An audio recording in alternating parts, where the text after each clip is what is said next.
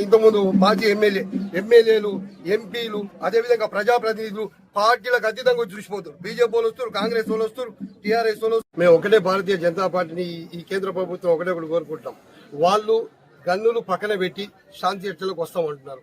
మీరు పాకిస్తాన్ ఉగ్రవాదులతోని అదేవిధంగా యుద్ధ సమయంలో పాకిస్తాన్ తోని చైనాతోని వీళ్ళందరితోని శాంతి చర్చలు చేసినప్పుడు ఈ దేశ బిడ్డలైనటువంటి ఈ దేశ భూమిపుత్రులైనటువంటి మావోయిస్టులతో చర్చ చేయడానికి మీకేం ఇబ్బంది?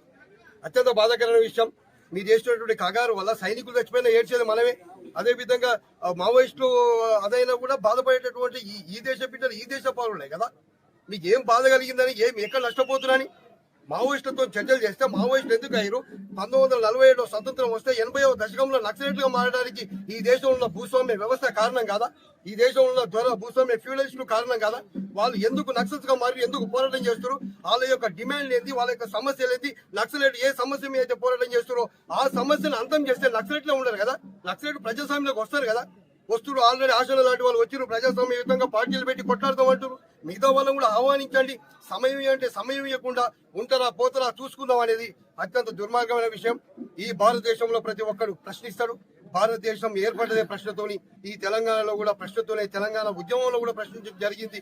అర్బన్ నక్సలైట్ అనేటువంటి అర్థం లేని పదాలను వాడకూడదు. ఖచ్చితంగా మానవతావాదులు, ప్రజాస్వామికవాదులందరూ ప్రజాస్వామ్యం శాంతిగా ఉండాలని కోరుకుంటారు.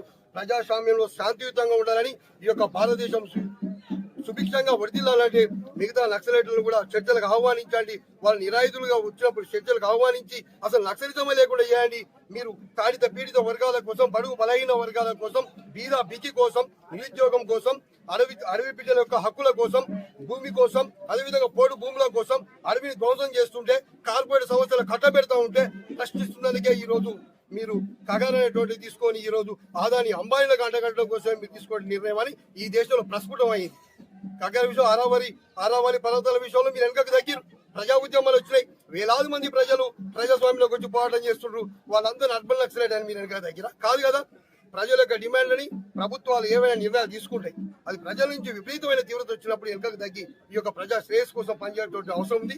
భారతీయ జనతా పార్టీకి అదేవిధంగా మోడీ గారికి అందరికీ మేము ఒకటి విన్నపం చేస్తున్నాం. ఈ యొక్క హత్యలొద్దు, ఈ యొక్క బుడ్డ ఎన్కౌంటర్లొద్దు, ఈ యొక్క సైనికులకు కూడా, ఎందుకంటే మావోయిస్టులు సైనికులు కొట్లాడితే సైనికులు కూడా చచ్చిపోతూ కూడా బాధపడేది మేమే, దుఃఖపడేది కూడా మేమే తెలియజేస్తూ ఖచ్చితంగా శాంతి చర్చలు జరగాలి. ఈ ఎన్కౌంటరే